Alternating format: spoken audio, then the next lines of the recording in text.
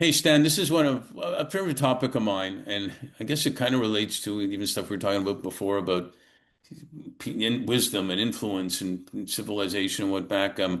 Influencers, they sometimes come in a second, sometimes they come in over a lifetime. And I remember one of my first influencers when I speak, I talk about my grandfather a lot. Him, my grandmother, my mom, my aunt, they came from Kiev and emigrated to Canada.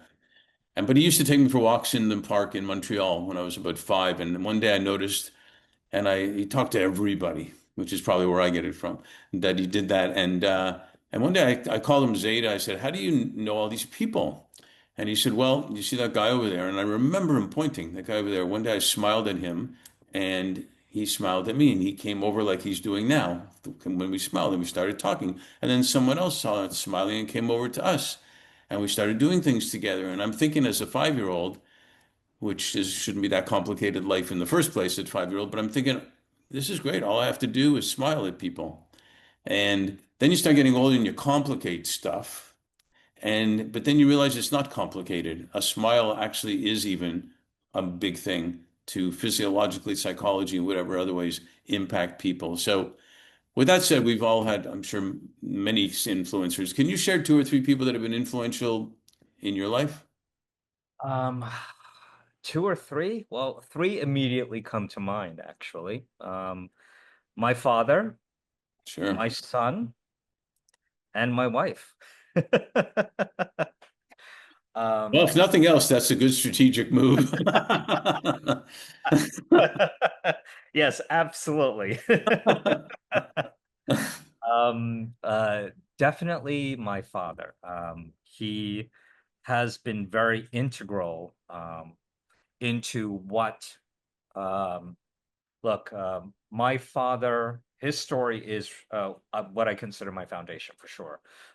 From coming from absolute poverty in rural Taiwan, he used to sneak into school just to access electricity, to study for his exams, to coming over, getting his master's degree in the US, to building a business when he was a nuclear engineer. So when he came over, he was a nuclear engineer. When the company decided to basically leave Penn Station in New York City, and move their headquarters to Houston. Actually, no, Austin, Texas. He decided to actually stay in New York and explore a business that he had been moonlighting in, which was the recycling industry. And my father definitely taught me, look, resilience, humility, grit for sure, um, and right now the long game of legacy for sure. My Yeah. son definitely influences me. Becoming a father has changed everything. No kidding. Look, everything I build is with his and future generations in mind, right? He's my reason, the future I work for. He truly is. He's such an amazing soul. And I have to make sure that the world we leave behind for him and future generations are going to be, look, better, more resilient, more sustainable than the one we have now. And lastly, my wife. Uh, she's definitely my advisor, my anchor, uh, super brilliant, accomplished woman.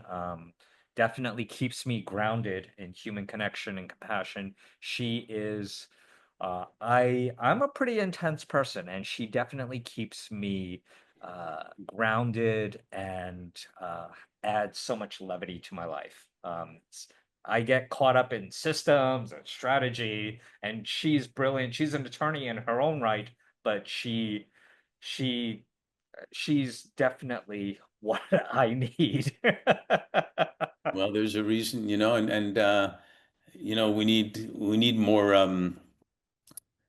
We need more. Somebody told me during COVID, said one thing we learned from COVID, when we should learn hopefully a bunch of things, was that you can actually have serious discussions, but not necessarily take yourself so seriously all the time, Mhm. and laugh a little bit more and whatnot. And so sounds like she's bringing that good levity to you. So thanks so much for sharing that. That's spectacular. Appreciate it.